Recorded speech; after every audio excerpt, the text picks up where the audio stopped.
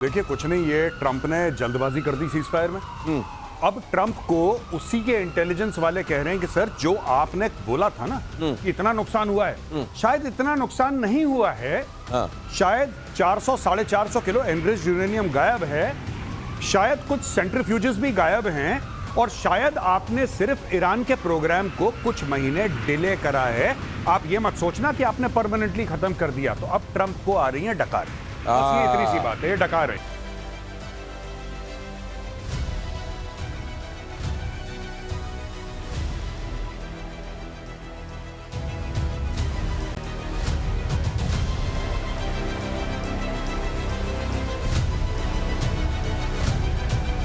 नमस्कार, बहुत स्वागत है आपका। प्रतिशोध।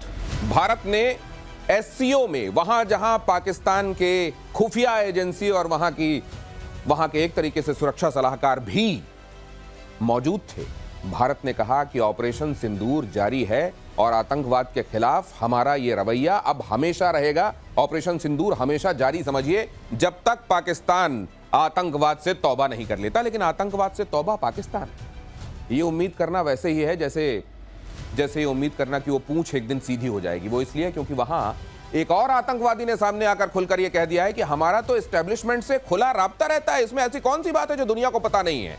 इसके अलावा क्या हो रहा है इजराइल ईरान फ्रंट पर, क्या सीजफायर पूरी तरीके से लागू है? अगर नहीं तो ये इशारा क्या कर रहा है? क्या हो रहा है रशिया यूक्रेन के फ्रंट पर, और उधर प्रतिशोध की स्थिति कहां तक पहुंची है आपको बताऊंगा। लेकिन पहले ये खबर देखिए, उसके बाद अपने मेहमानों से परिचय कराता हूं, उनसे भी बातचीत होगी। ईरान ने एटमी प्लान शुरू किया तो फिर से हमला करेंगे, कहा अमेरिका ने। नेटो समिट में मीडिया से बोले डोनाल्ड ट्रंप ने ईरान पर बमबारी और हिरोशिमा पर परमाणु हमले की तुलना की। ईरान के एटमी साइट्स पर अमेरिका ने किया था अटैक। न्यूक्लियर प्रोग्राम से हटने के लिए तैयार नहीं है वो, कहा ट्रंप ने। न्यूक्लियर प्रोग्राम से ईरान अगर नहीं हटता और आने वाले दिनों में अपना न्यूक्लियर हथियार बनाने का सपना छोड़ नहीं देता तो फिर से हमला करेंगे, ट्रंप ने कहा। हालांकि कुछ बातें ऐसी हैं जो ट्रंप कह रहे हैं और इजराइल कह रहा है, उसमें विरोधाभास भी दिखाई दे रहा है। जैसे इजराइल ने बहुत स्पष्ट ये कहा था कि हम रिजीम चेंज करा के ही इस बार दम लेंगे, लेकिन यहां ट्रंप कह रहे हैं कि रिजीम चेंज कराने का हमारा कोई मकसद नहीं, क्योंकि रिजीम चेंज कराने में बड़ी अफरा तफरी और अनार्की होती है, बड़ी अराजकता होती है। ईरान के पास बहुत तेल है और उसका भविष्य बड़ा उज्जवल है। ये अलग अलग तरीके का राग क्यों है? इस मामले में एक जैसी बातें दोनों तरफ से क्यों नहीं की जा रही हैं? एयर मार्शल पीके श्रीवास्तव मेरे साथ मौजूद हैं और ये आ गए major Gaurav Arya. Welcome sir. और यहां जो बात मैंने अभी बताई, ट्रंप कह रहे हैं, नेटो का मंच था, ट्रंप ने कहा कि अगर ईरान फिर से न्यूक्लियर बनाएगा तो हम फिर से मारेंगे।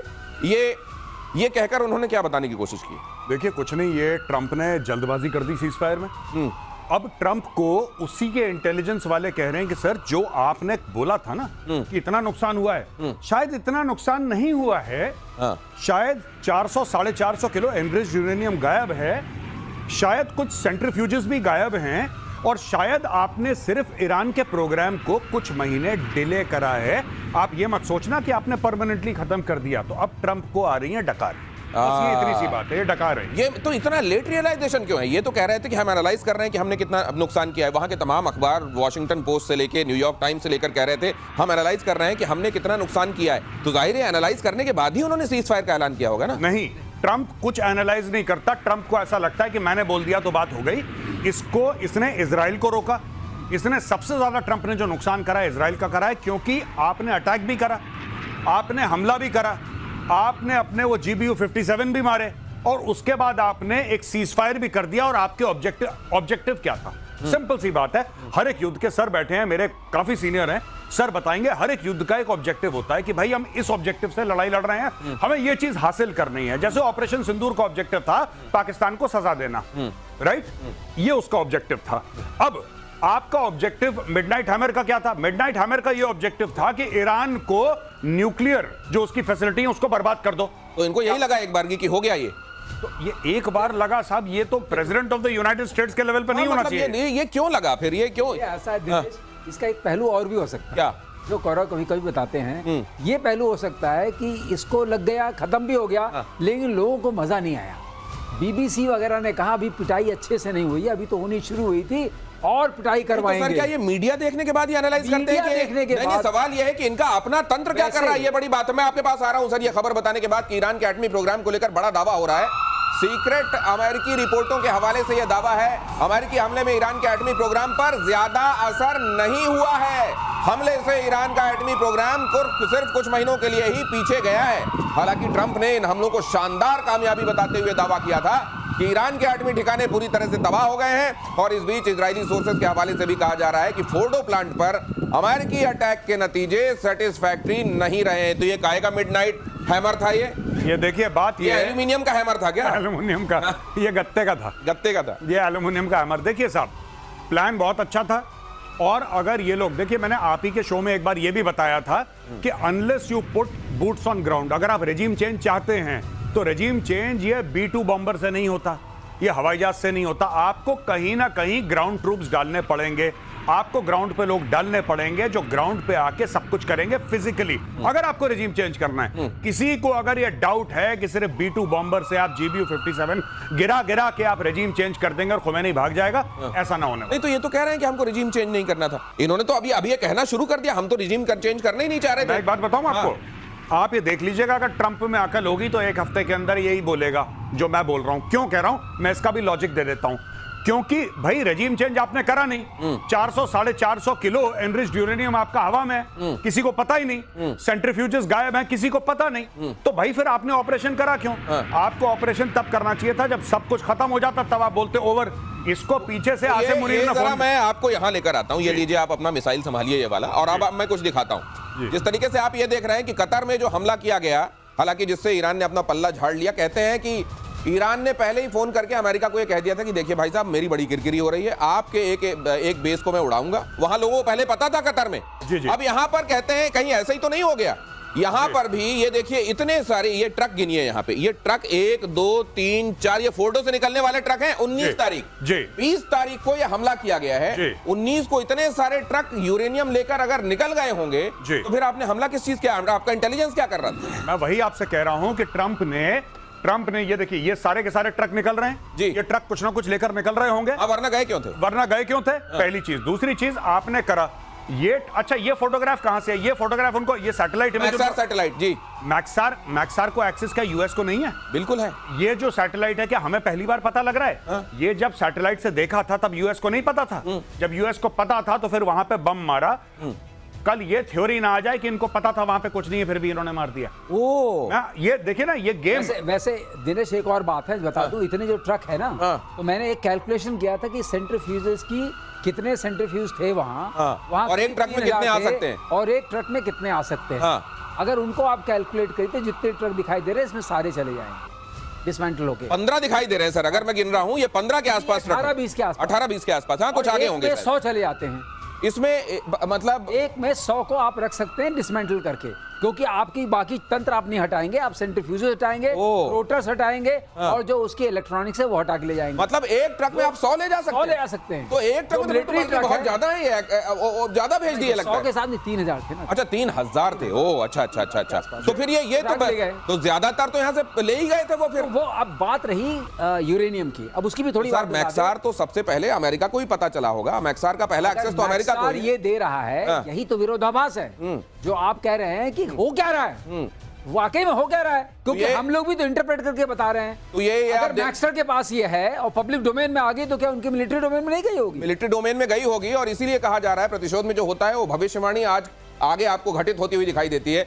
मेजर गौरव आर्य कह रहे हैं कि ये जो साहब आज कह रहे हैं ना कि रिजीम चेंज से हमारा कोई लेना देना, आज से हफ्ते भर बाद या 14 दिन बाद हो सकता है वो ये कहते दिखाई दे कि रिजीम चेंज हमारा मकसद था, वरना वो अपना फेस सेविंग कैसे करेंगे? इन्होंने अपनी बात मानी है।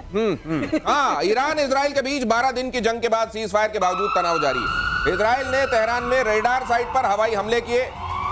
ईरानी मीडिया कह रहा है अटैक के बाद मौके पर 3 धमाकों की आवाज आई। इजरायली सेना ने हमलों की पुष्टि की है। ईरान ने पहले सीज फायर तोड़ा, नेतन्याहू ने कहा है सीज फायर तोड़ने के जवाब में हमला जरूरी है, नेतन्याहू ने कहा। ईरानी राष्ट्रपति मसूद पेज़ेश्कियान का बड़ा बयान। चीज कहना चाहूंगा रेडार पे। ये जो रेडार मारा ये कोई सिंपल रेडार नहीं था, ये VHF वाला रेडार था जो वेरी हाई फ्रीक्वेंसी। हाँ, वेरी हाई फ्रीक्वेंसी। ये क्यों कह रहा हूँ, ये स्टेल्थ फाइटर्स को लोकेट कर लेता, अर्ली वार्निंग देता है। अच्छा, ये रेडार कोई मामूली रेडार नहीं है। अब आप घटनाक्रम को जोड़िए, इधर से निकल गया माल, अगर निकल गया यूरेनियम निकल गया, और उधर स्टेल्थ फाइटर को इन लोगों ने देख लिया था। इसका मतलब ये रेडार अगर वहां एक्टिव था, ये एक रेडार है रेजोनेंस हाँ रशियन, हाँ। उसके उस पर बना हुआ है, और ये गादर रडार है। तो मतलब इन्होंने वक्त से देख लिया था बॉम्बर आ रहे हैं। लेकिन उसमें रेजोल्यूशन नहीं होता है मारने का। अच्छा। वो देख तो लेता है, देख ले तो अलर्ट तो कर ही दिया। 1100 किलोमीटर दे सकता है, 300 किलोमीटर की आप हाइट ये कह रहे हैं कि उधर से बॉम्बर्स ने उड़ान भरी, इधर इनको पता चल गया कि बॉम्बर्स आ रहे हैं, इन्होंने टाइम रहते यूरेनियम वहां से खाली किया और वहां पर फिर बॉम्ब गिरे तो क्या हासिल हुआ? ओ तो ये है बड़ी तस्वीर, इसको समझिए। अगली खबर देखिए, सीज फायर के बाद टेल अवीव में जश्न का माहौल। इजरायली पीएम का लोगों ने किया स्वागत, जोरदार स्वागत। लोगों ने नेतन्याहू को विक्ट्री साइन दिखाए। सीज फायर के बाद नेतन्याहू का राष्ट्र को संबोधन, पीढ़ियों तक याद रखी जाएगी जीत। बोले अगर ईरान पर कार्रवाई नहीं होती तो इजराइल को विनाश के खतरे का सामना करना पड़ता। देखिए ये बात तो तय है कि जो आज होने वाला था उसको कुछ महीनों या कुछ समय के लिए टाल तो दिया है इजराइल ने, लेकिन इजराइल इस बात से बड़ा नाखुश होगा कि एक अमेरिका गया भी और उसने काम, एक तो एहसान का बिल भी फाड़ दिया, काम भी नहीं किया, दूसरे रिजीम चेंज को लेकर क्लियर मना भी कर रहा है कि हम रिजीम चेंज के तो ऑब्जेक्टिव ही नहीं था। भाई हम बार बार दिनेश भाई क्या बात करते हैं, इंटेंट और कैपेबिलिटी की बात करते हैं जी। आपने कैपेबिलिटी उनकी ज्यादा डैमेज नहीं करी, इंटेंट उनका वैसे का वैसा ही है, तो आपने हासिल क्या करा? अब इसका एक ही तरीका है, एक तरीका है कि इस बार ईरान के अंदर जाओ और फिर काम या तो मत जाओ या तो मत जाओ, और अगर जाओ तो फिर काम पूरा करके आओ। ये आधा अधूरा काम छोड़ के मत आओ कि वहां पे आसिम मुनीर ने फोन कर दिया, अरे सर आप नोबेल प्राइज वाली बात भूल गए क्या? अच्छा सीज फायर, अरे मुझे तो नोबेल, ऐसा मत करो। अगर आप ऑपरेशन कर रहे हैं इस बार, और मैं एक और बात बता दूं जी, ये जो सो कॉल्ड सीज फायर है जी, अभी फिर से एक बार भयानक युद्ध भड़केगा।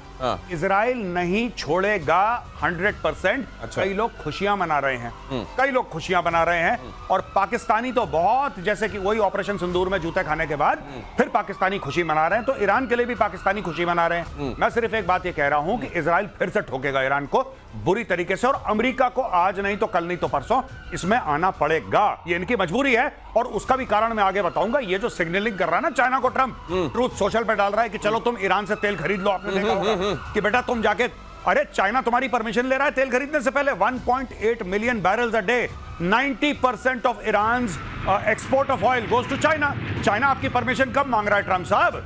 चाइना तो खरीद रहा है धड़ल्ले से। ये कह रहे हैं कि तुम ईरान से खरीदो, भाई मुझसे भी खरीद लेना थोड़ा। अच्छा अच्छा अच्छा अच्छा, ये उस तरह की बात हो गई। अपना बिल फाड़ रहा है ये आपने एक तो अपना बिल फाड़ रहा है और साथ में ये भी कह रहा है कि आज मैं सूर्य को पूर्व से उगने की इजाजत देता हूं। पूछ कौन रहा है आपसे? सीज फायर के बाद ईरान में भी जीत का जश्न, तेहरान में लोगों का सड़कों पर जश्न, पोस्टर बैनर झंडे लेकर सड़कों पर उतरे लोग, इजराइल को युद्ध में हराने का दावा। ये देखिए, मैं ये सोच रहा हूं कि हारा कौन है इस युद्ध में? नहीं देखिए, मैं एक बात बताऊं आपको, ये बिल्कुल पाकिस्तानी चीज हो रही है ईरान के अंदर। हर जगह पोस्टर लगवा दो, ईरानी कह रहे हैं हम पे हमला हो गया, ईरानी हर जगह गिड़गिड़ा रहे हैं, यूनाइटेड नेशंस में कह रहे हैं कि रोको रोको रोको, सब जगह रोको रोको, हाथ पैर जोड़ रहे हैं, फिर कह रहे हैं हम जीत गए। ये पाकिस्तानी ब्लड है थोड़ा बहुत इनमें, मैं बता। लेकिन मेरे को एक चीज लग रही है सर, ज्यादा नहीं है, ज्यादा नेबर का असर है। नेबर श्रीवास्तव, मैं एक ऐसे लड़के को जानता हूं जो फेल हो जाता था या सप्लीमेंट्री आती थी उसकी, तो जाके पड़ोसियों को पहले मिठाइयां बांटना शुरू कर देता था। मैंने पूछा क्यों? बोले मार्कशीट देखने ना शुरू कर दें। ये अगली खबर देखिए, सीज फायर के बाद इजराइल के सुरक्षा मंत्री का बड़ा बयान। इजराइल को दुश्मनों के खिलाफ नर्क का दरवाजा खोल देना चाहिए। खोल देना चाहिए मतलब अभी तक खोला नहीं है, ये वहां पे रियलाइजेशन है कि जो काम था वो अधूरा रह गया है। अधूरा तो है, बिल्कुल सही कह रहे हैं। बेन ग्विर इतमार ने ईरान में सत्ता परिवर्तन की वकालत की। पीएम नेतन्याहू के बेहद करीब बेन ग्विर इतमार कह रहे हैं सत्ता परिवर्तन होना चाहिए। ट्रंप कह रहे हैं सत्ता परिवर्तन से तो अराजकता आ जाती है। नहीं, और ट्रंप एक बार ये कह रहे हैं कि अराजकता आ जाती है, दूसरी बार कहते हैं मेक ईरान ग्रेट अगेन। ये दोनों चीजें ट्रंप कह रहे हैं। देखिए ट्रंप का भी अच्छा है, उसको दोनों हाथ में लड्डू चाहिए, कभी ये खाएगा कभी ये, उसकी मर्जी है। उसको जैसे पहले नोबेल मिल जाए वो उसको, मतलब दैट्स ओके। नहीं लेकिन एक चीज है, आप जिसको भी आप बताइए, आपको कितना विश्वास है कि जो ट्रंप बोल रहे हैं कल भी वही बोलेंगे? नहीं, ये तो उनको भी खुद को भी भरोसा नहीं है। वो कहता है ना कि मुझे खुद नहीं पता मैं क्या करने वाला हूं, मैं क्या बोलूंगा। ये वो ट्रंप के साथ है, मुंह है कि मानता नहीं, वो कभी भी कुछ भी बोल सकते हैं। लेकिन सवाल एक है, वो तमाम कंट्रीज जिनकी तरफ ट्रंप की, अमेरिका की नजर चली जाती है, ट्रंप के खास तौर से, मेक फलाना ग्रेट अगेन, अब हाथ जोड़ लेंगे भाई साहब, हमको ग्रेट नहीं बनना। ये यूक्रेन को ग्रेट अगेन, ये अफगानिस्तान ग्रेट अगेन, ये सब अब ईरान ग्रेट अगेन। अगली खबर देखिए, ईरान में सत्ता परिवर्तन की इजरायली डिमांड के बीच अमेरिकी प्रेसिडेंट ट्रंप का एक और बयान लीजिए। मैं ईरान में सत्ता परिवर्तन, यही मैं कह रहा था, नहीं चाहता। सत्ता परिवर्तन अराजकता लेकर आता है। ईरान के पास बहुत तेल है, वो बेहतर कर सकता है। देखिए मतलब दुनिया भर की बातें करने के बाद तेल, वो उसको वो अपना भला खुद कर सकता है, फलाना कर सकता है, अराजकता फैलेगी, तेल, उसके बाद तेल बहुत है अपना, अच्छा तो सीधे बोल देते भाई साहब तेल। इनको यूक्रेन में क्या दिख रहा था? मिनरल्स। अब सुना है बलूचिस्तान को लेके बात कर रहा है पाकिस्तान। रेयर अर्थ बहुत है, ले लेना हमसे। रेयर अर्थ है। हाँ। इनको यही दिखता है, सबको सब कुछ दिखता है, इनको सिर्फ यही दिखता है। ये इतना सारा, मैं ये समझना, मैं ये दो तीन बातें समझने की कोशिश कर रहा हूं। एक तो Pakistan mid air fuelling refuelling कहां पर हुई, ये बात वो कह रहा है भारत के एयर स्पेस का इस्तेमाल हुआ। इधर से कहा जा रहा है, वो पाकिस्तान ने जो टॉर्च दिखाई थी आपने पहले दिन दिखाया, क्या ईरान को ये पता नहीं कि ये खुशियां जरूर मना रहे हैं लेकिन मेरे हितैषी नहीं है पाकिस्तान के लोग? बिल्कुल सही है, बिल्कुल पता है। और ये इनके ऊपर एयर स्ट्राइक कर चुके हैं और इनको ये पता है कि जो बलूचिस्तान वाला मसला है उसमें ये भी शामिल है। तो सब मिला जुला के पाकिस्तान से ईरान बहुत सावधान और सतर्क रहता है।